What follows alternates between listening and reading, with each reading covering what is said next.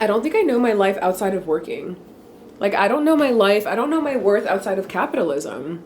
You know, I spend so much time like critiquing people who find their value like in a man. Like, don't find your value in a man, sis. But then I find my value in making men richer than I'm ever gonna be. I think we're finally all learning that salary is not the key to wealth. Like, you're not gonna get rich by just having one salary. Like, that's just literally not how it happens. But I'm in such a transitory period of my life where I don't want to go back to being unstable. Like, how do I even explain this? Before I got my job at the law firm in 2017, I was working multiple side jobs. At one point in my life, I was lifeguarding for a long time. I was babysitting. I was doing this research project. And I remember like the hustle was always like just so exhausting for me. Like, I was hustling, and I always felt like, I don't know, I just felt like I couldn't get anywhere. But like, I discovered what it meant to have a like set paycheck every 2 weeks, and that was so comforting for me in so many ways. You anticipated. It's like you didn't have to wait to know how much you made. You didn't have to like think if like, well, maybe like I may not get enough to like do this thing I want to do. And I feel like that uncertainty was very stressful for me. I'm not even kidding you. I've been comfortable for like knowing that my paycheck every 2 weeks,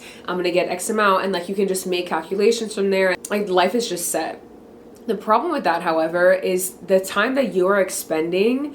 Like, what are you trading for that stability? I felt like I was trading multiple hours of my week for that paycheck. But I was giving so much of my life away for something that I still didn't feel like I earned. And that's where I think the, like, what is it, the imposter syndrome thing comes in, because I didn't feel like I was worthy of having those large paychecks. Like, still to this day, when I see that I make like $2,500 every 2 weeks, I still am kind of like, I feel like I wasn't like actually productive 8 hours out of the day. Like, do I actually deserve this? Like, I feel kind of bad. I feel like I'm like stealing from the system.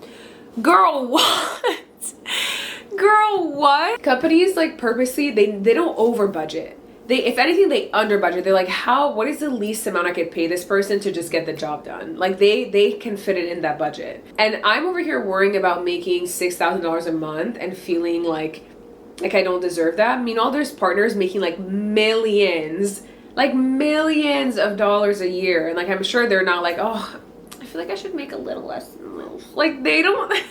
I'm excited to be able to post this kind of footage though, because I feel like so many of us are going through this. It's just that I can't post it right now because I'm still at my corporate job and they don't know I'm quitting yet. So this unfortunately will have to come out a little bit later, but I need my ice cream. You know what I'm also experiencing right now? I'm experiencing some sort of like blockage, or like this, like I don't allow myself to just feel what I feel. I feel like I always try to cover up by thinking like, well, someone has it worse, I can't be complaining. I feel like I'm purposely quitting my $80,000 job with nothing else aligned, and that feels terrifying. When I picture my life still working at my job and picturing like the comfortability of having that bi-weekly paycheck and like the comfortability of being in my own apartment with 800 square feet, my 2 cats are fed, have my car, I'm in this, all of that stresses me out more than potentially being uncomfortable for a little bit in Austin.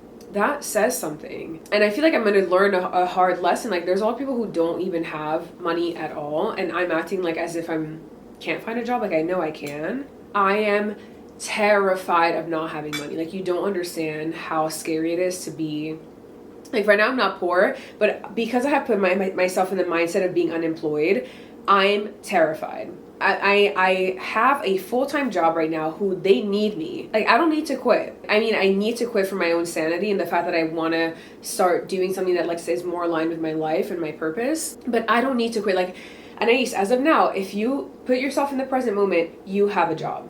Like, that's the only thing that's like calming me down right now, because I feel like I have like, I don't know, astro projected myself into the Anais who doesn't have a job. I think that's what's happening, and I think it's good in a way, because I'm like, hey, like, you're gonna be scared at times. Are you okay with that fear if it means that you can work on your goals, you can work on yourself? I'm like terrified of change. I think it's because I'm a Cancer moon and I'm a Taurus rising. Like, it has to be. Like, the Aquarius in me doesn't give a fuck. But my other signs are so like, but you're home.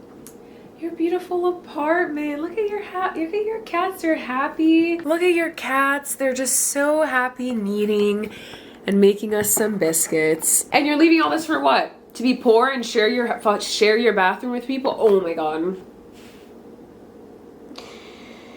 I feel like I need to do this. I should like say this once and for all.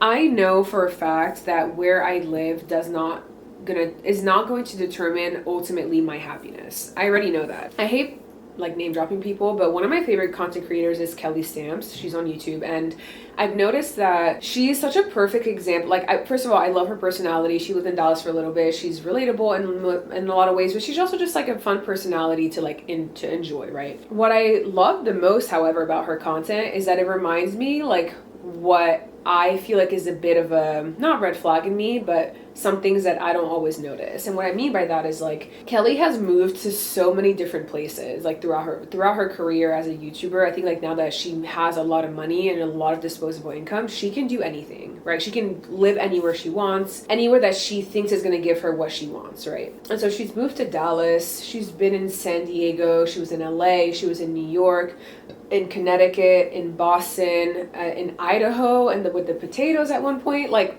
she has been so many places. And what I noticed about Kelly is that in every place, she kind of, at least historically, has been like, this is where I need to be. Like, this is it. One time it's like she loves Dallas for like the quiet aspect of it, and it's more like down to earth, which is true. But then when she was to New York, it's like, I'm gonna get rid of all my country girl outfits. Like, that's not who I am. I'm more of a New York high fashion girl. And then she realized that New York is like, you require so much mental strength to live in New York City. Like, it's hustle, hustle, hustle. And she realized that she doesn't want to just do this content for her viewers. She needs to also enjoy what she's doing. So then she leaves New York, whatever. I was like, that is like, if I don't do what is like if I don't do what's necessary for me internally, I'm going to turn into that. And as much as I love Kelly, like, I'm not trying to judge her. I think that it's part of your mid-20s, late 20s, however old she is. I think she's around that age. I feel like she's such a good example that like there is so much more to just like where you live. Like where you live, of course, your environment plays a huge part, but also what's happening inside is crucial to your ability to love the little things in life and to just be okay with the little things, right? And I've noticed that like for my next chapter, a huge thing that I told my friend is that I feel like there's a part of me that knows that I'm going to have to do a lot of growing and like a lot of healing, and I'm going to be out of my comfort zone for a really long time. You guys receiving this might see it as like she's moving 3 hours south of where she is. Like, I know it seems like the most craziest, insane thing ever, but like, you guys have to understand I'm coming from a place of like constant comfort, stability, and predictability. Like, that's what I know. Whatever. Anyways, I need to get to a point where I'm like really, really healing what's happening inside of me. Like, I need to heal my own wounds from my childhood. And I feel like not only until I do that will I be happy anywhere I go.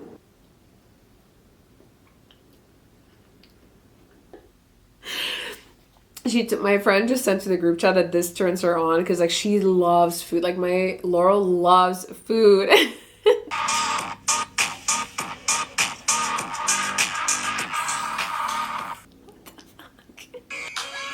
Ew.